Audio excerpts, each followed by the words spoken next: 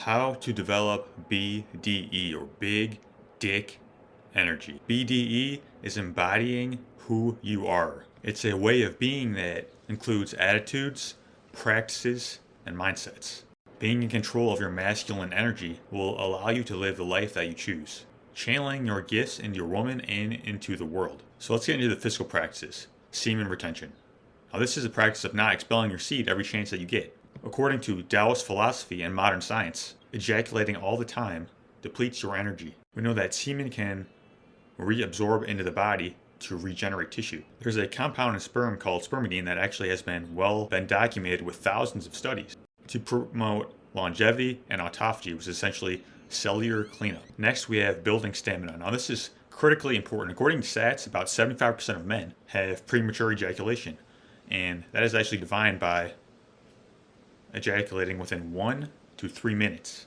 We call this a 2-pump chump. A better definition is ejaculating any time that you actually want to. Being able to control your arousal and your response is key. Circulating the breath and directing it throughout the body is key. You cannot just be concerned with busting a nut. You have to be concerned with serving your partner. Be the mountain. Now, this is about taking on whatever life throws at you or your woman throws at you. Controlling our response to any situation in life is always in our control. Between stimulus and response, there's a choice. And in that space lies our freedom. While you're fucking her, you need to be able to handle any emotions that come up and be a safe space. She needs to be able to trust that you can handle it in order for her to let go. If she cries, fuck her harder. Meaning that if she's letting things go, you need to be able to hold her through that. Because that's how sexual healing takes place. And if you get scared or let up, then it's not going to happen. So don't misconstrue what I said, because I just told you what I meant. So eat well and train hard. Now, your body is literally created from the food that you eat, and you get to choose. Eating organic, whole foods is key. We don't want to pump our bodies full of toxins because many of them are xenoestrogens, or foreign estrogens, that basically convert testosterone into estrogen. Training hard and lifting weights will help you boost testosterone. Muscle is a reservoir of anti-aging hormones that help keep you youthful. Also, exercise is a great way to develop body awareness. Next, we got learn to protect. Learning self-defense and how to protect others really matters. Protecting your family and people in general is a good idea. Learning martial arts and how to shoot is a good start. The most strength and intelligence actually comes from not needing to use conflict in the first place. Peace first, and conflict as a last resort. This can also be a great form of personal development, really honing the mind. Become a sheepdog and a protector of your people. Also, being a protector is not just about the physical, but also people's minds and emotions. Next is develop a legendary supercock. A supercock has the ability to orgasm without ejaculation, conscious control over ejaculation, feels rejuvenated after sex, gives your woman a plethora of orgasms such as clitoral, G-spot, cervical.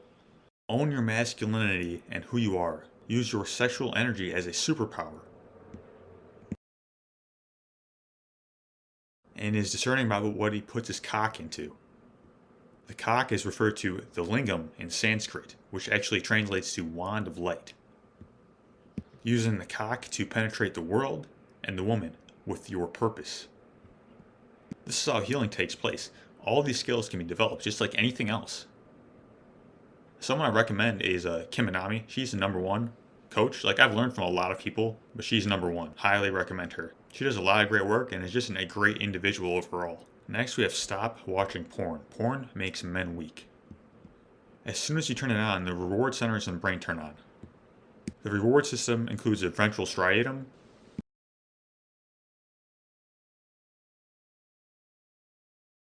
and the orbitofrontal cortex of the brain. Dopamine gets secreted through these centers. Dopamine is responsible for seeking motivation and pleasure. There is also a reason why people get addicted. These centers of the brain activate during any pleasurable activity such as music, candy, and drugs. These areas of the brain increasingly get hyperstimulated in response to viewing porn. Your brain creates deeper circuits for pleasure while viewing this. These are the same reward pathways that get desensitized through more exposure. This means you need increasingly more exposure or variety to get the same pleasure hit. The part of the brain called the amygdala, which is responsible for emotions and survival, is also drastically affected. What happens when the amygdala is hyperactive? It actually seeks rewards. This means that the reward pathways have a greater response to sexual stimulus. So let's get into the mental practices. Stand for freedom. Stand for freedom is to stand for what is real. You will not take orders from tyrants. Everything is birthed from freedom. The reality is they cannot be taken. Sure, you can shut things down and things like that, but you can never take the essence away of freedom. They never even gave it to us in the first place. We don't live by rules, we live by principles. Discipline equals freedom. Yes, you can do whatever you want, but what are your results? In order to get the results that you want, you have to implement certain practices, habits, and mindsets. Whether you want health, wealth, relationships, there are certain things you have to do in order to get the results. No mercy. Have no mercy when it comes to your dreams and your goals. Be relentless in your pursuit. Have no mercy in the path toward freedom. Never surrender and always win. This has to be put into context. It has to be done with principles. I'm more so talking about a goal that you have in your heart that you know is yours. Keep going. 100% responsibility. Taking 100% responsibility for your life is key. This does not mean that everything that happens is your fault, but you get to decide what happens next. This means moving past trauma and any type of blocks that you may have on your path towards greatness. When we blame people or circumstances, we give our power away to change. Freedom is in your hands. Take it, my friend. Next is personal development, which is the practice of developing who you are as a person. Updating old beliefs and ways of thinking that no longer serve you. Being the greatest version of yourself requires you to focus on all areas and how you can level up. You know who you are, and there are certain principles that you live by. Living in accordance with your own value system is key. Eric Thomas is the #1 motivational speaker on the planet. I would go to him for assistance. Last is no fear. And I mean KNOW, not NO. This is because fear is required for courage to take place. Courage cannot exist in the absence of fear. It is only through circumstances that produce fear that we can demonstrate courage. For this, we must know fear and understand it. We must understand our own tendencies and dispositions to fear, so we can create a plan. Every thought that we think releases correlating chemistry in our bodies, whether it's thoughts of love or thoughts of fear. For example, feelings of love and happiness produce hormones such as oxytocin and serotonin, and thoughts of fear will produce epinephrine and cortisol. Fear in and of itself is not bad, it's actually quite an important tool. It's more about how we manage the fear. How do we use fear as an asset or to better associate with it? Under fear or stress, the blood vessels in our prefrontal cortex, responsible for cognition, get shut, and the blood goes into the amygdala, which is part of the brain responsible for fight or flight. When this happens, you get less intelligent and reactive. The so-called powers that be know this very well and use it as a control tactic to pay attention or do what they say. We must develop self-awareness and situational awareness in order to critically think about the situation.